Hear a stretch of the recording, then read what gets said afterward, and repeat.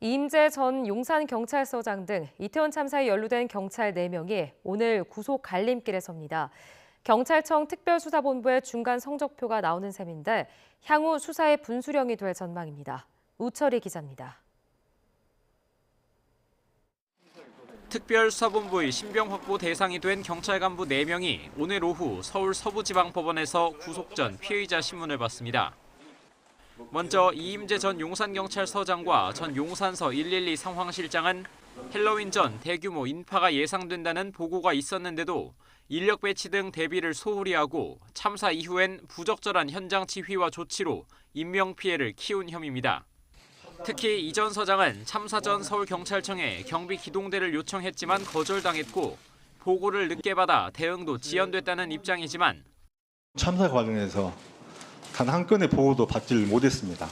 인파 관리에 가장 효율적인 기동대를 지원 요청해라 그런 지시를 했었고 그래서 기동대를 요청한 증거가 없을 뿐더러 참사 발생 상황도 충분히 알 수 있었다는 게 특수본이 내린 잠정 결론입니다.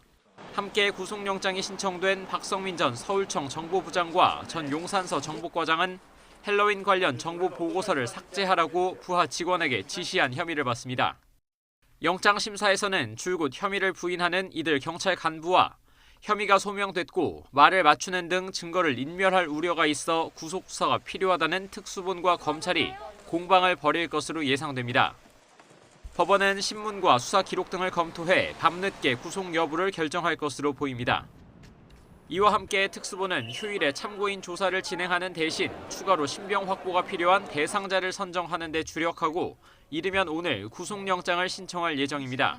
지방자치단체의 안전관리 책임을 진 박희영 서울 용산구청장과 구조활동 책임자인 최성범 용산소방서장 등 구청과 소방 관계자들이 대상으로 거론됩니다. 또 지난 2일 피의자로 불러 조사한 김광호 서울경찰청장을 재소환할지도 검토하고 있습니다.